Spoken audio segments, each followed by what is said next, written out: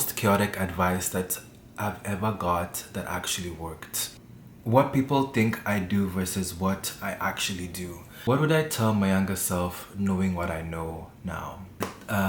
So some of you sent in a couple questions to get to know me, and I am going to be answering some of those questions. I haven't done anything like this before, so let's think of this as a get to know me reintroduction video.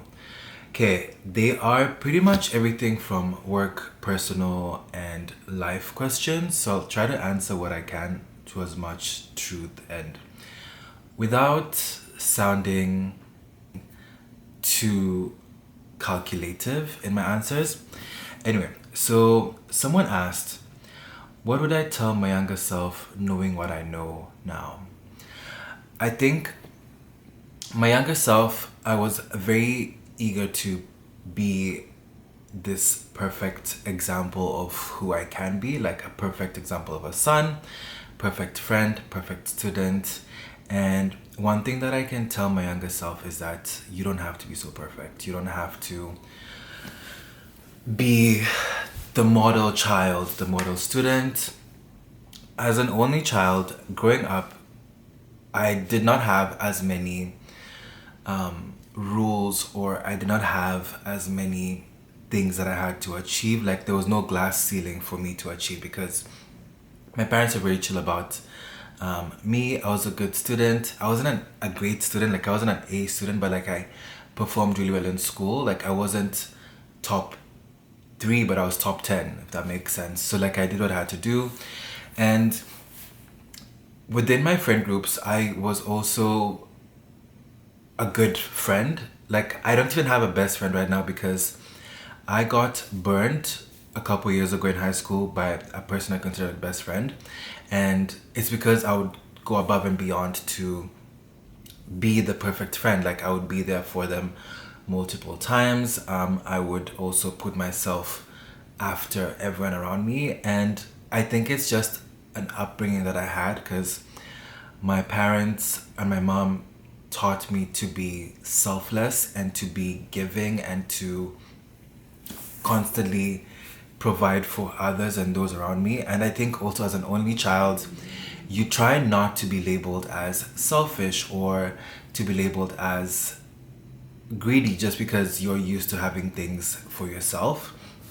So I think that's one of the things that I would tell my younger self, that you don't have to be this perfect example all the time. And I think also with me showing up in social media, I try to portray this bit of perfection, which honestly I think at the same time is that a lot of things in my life are considered perfect or okay, but as by my standards.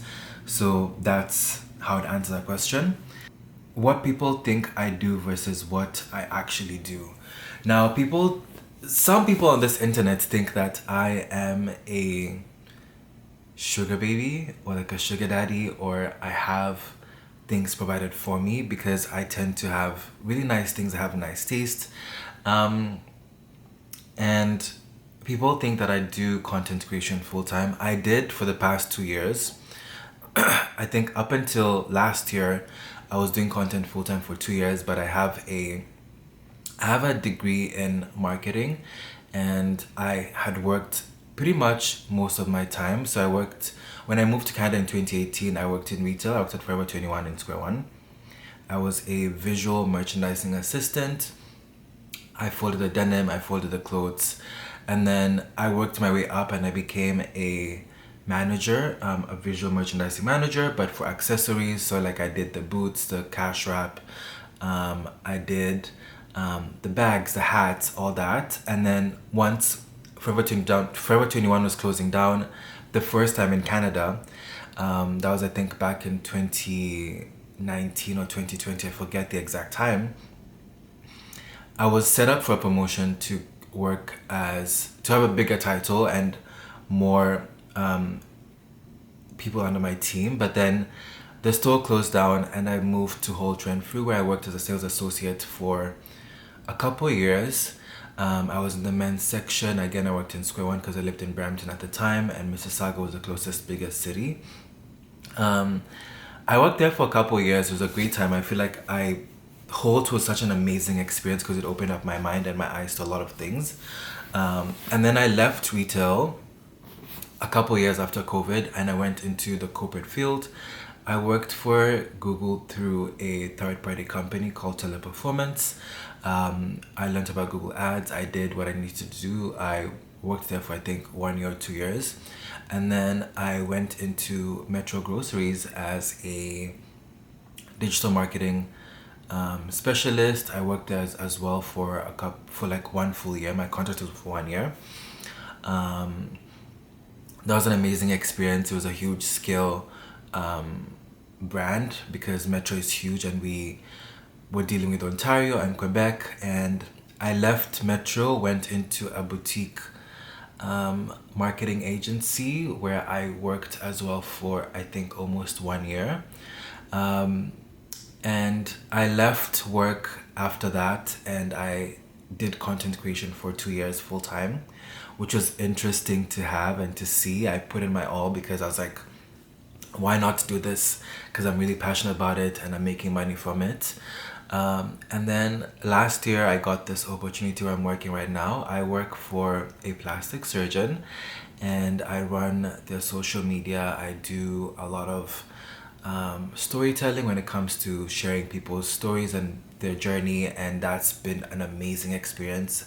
I actually hit 1 year this May and I really love my job. I love my team. I love the environment and I see myself working there for a long time, and I really enjoy what I do, and I still do content on the side as a part-time passion project. But I love what I do and that's what I do. Most chaotic advice that I've ever got that actually worked. Now this will tie in with my first question. I think the most chaotic advice was to be selfish and put myself first. Now, I am a half glass full, everyone needs a second chance kind of guy, and with that, there has been a bunch of people that have come into my life with maybe expectations or with ulterior motives, and because I'm such a positive, I don't see the fault in people. I have been burnt or I have learned lessons that I feel are very important that comes with being selfish and putting myself first and putting my time first. Because also something I realized that not everyone has good intentions or they have genuine intentions with any kind of relationship or friendship.